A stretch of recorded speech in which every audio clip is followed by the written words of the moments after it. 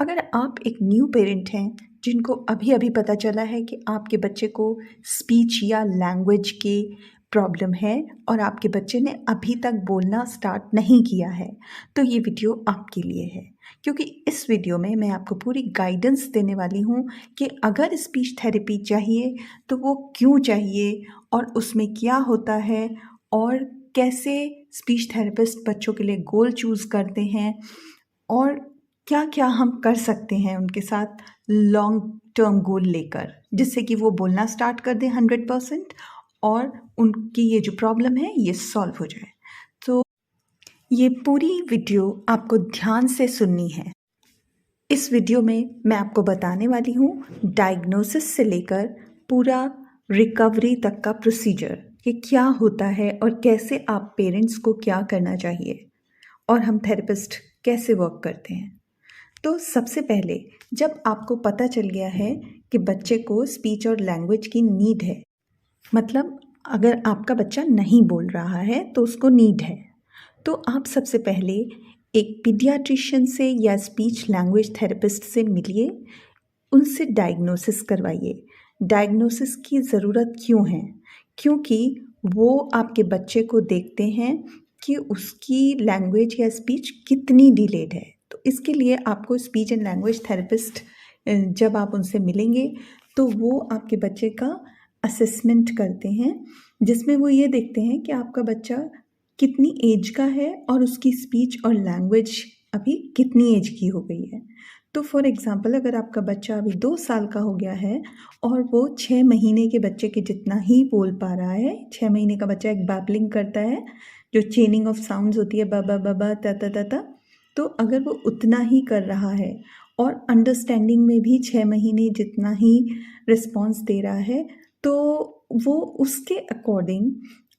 देखते हैं कि इसका मतलब बच्चों में जो गैप है उस बच्चे में वो 1.5 साल का है, 1.5 ईयर का है, क्योंकि वो 6 महीने की जैसी एक्टिविटी कर रहा है और उसकी एज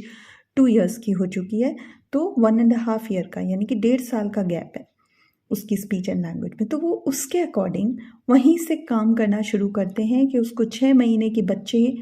को जितना आता है तो फिर उसको आगे कैसे बढ़ाना है, वो उसको नेक्स्ट स्टेप पर ले जाते हैं और उसी के अकॉर्डिंग उसका गोल सेट करते हैं। तो उसमें वो उसकी अंडरस्टैंडिंग के लिए भी गोल चूज़ करते हैं कि उसको समझ में कितना आ रहा है, उसको कैसे इंक्रीज़ करना है, और उसकी एक्सप्रेसिव लैंग्वेज यानी कि बोलने वाली लैंग्वेज को भी इंक्रीज़ करते हैं। मतलब कि दोनों, रिसेप्टिव लैंग्वेज और एक्सप्रेसिव लैंग्वेज। रिसेप्टिव लैंग्वेज होती है वो जो हम सुनकर समझते हैं, और एक्सप्रेसिव लैंग्वेज होती है वो जो हम बोलते हैं, समझने के बाद हम अपनी बात को एक्सप्रेस करते हैं वर्ड्स में या सेंटेंसेस में। तो वो उन दोनों चीज़ों को चेक करते हैं और उनके लिए फिर गोल बनाते हैं और फिर वो स्पीच थेरेपी स्टार्ट करते हैं। और स्पीच थेरेपी जब हम स्टार्ट करते हैं स्पीच थेरेपिस्ट, तो उसमें हम डेज़ चूज़ करते हैं हर बच्चे की नीड के अकॉर्डिंग। तो जब आप उनके पास जाएंगे तो वो आपको बताएंगे कि आपके बच्चे को 2 दिन हफ्ते में थेरेपी चाहिए या 3 दिन चाहिए या 4 दिन चाहिए। और ये डेज़ जो होते हैं थेरेपी के, ये पेरेंट्स भी डिसाइड कर सकते हैं कि वो कितना अफोर्ड कर सकते हैं और कितना वो टाइम स्पेंड कर सकते हैं जाने आने पर। कुछ बच्चों को हम थेरेपिस्ट होम प्रोग्राम भी देते हैं, जिनको लगता है कि ये अपने पेरेंट्स के साथ घर में ही सीख सकते हैं, तो उनको हम होम एक्टिविटीज़, होम प्रोग्राम जिसे कहते हैं, वो देते हैं, जिसमें हम पेरेंट्स को ट्रेन करते हैं कि आपको कैसे घर में स्पीच थेरेपी कराना है, लैंग्वेज कराना है। तो उसका एक प्लान होता है आपके बच्चे के अकॉर्डिंग कि उसकी क्या क्या नीड्स हैं, उसकी कितनी एज है, लैंग्वेज एज, उसके अकॉर्डिंग वो कैसे लर्न करेगा स्टेप बाय स्टेप वर्ड्स को, फिर फ्रेजेस को, फिर सेंटेंसेस को। तो उसके लिए एक होम प्रोग्राम बनता है जो कि 2 वीक्स का होता है या मंथ का होता है, इट डिपेंड्स, हर एक बच्चे के लिए अलग होता है क्योंकि। तो उसके अकॉर्डिंग हम बनाते हैं और फिर वो प्लान पेरेंट को देते हैं और पेरेंट को ट्रेन करते हैं कि आपको घर में कौन कौन सी एक्टिविटीज़ करनी है, उसकी पूरी मेथडोलॉजी बताते हैं और फिर किन किन चीज़ों से करनी है और किस किस तरह से करनी है, कितना टाइम स्पेंड करना है, और फिर वापस उनको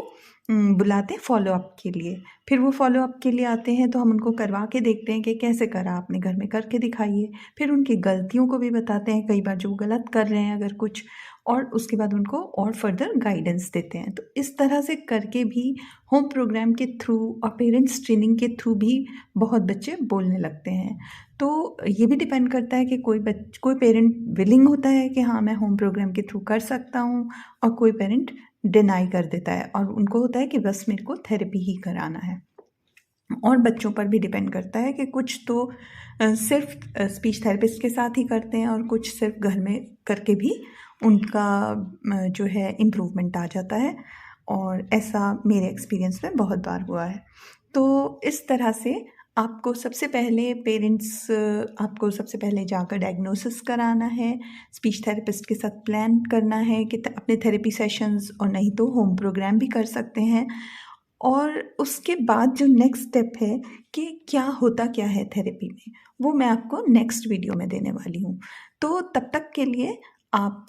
ट्राई करिए न्यू पेरेंट्स कि अगर आपको नीड है थेरेपिस्ट से मिलने की, तो please go ahead and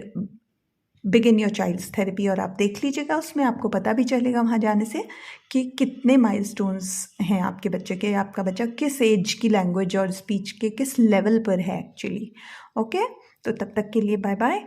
C you in the next video.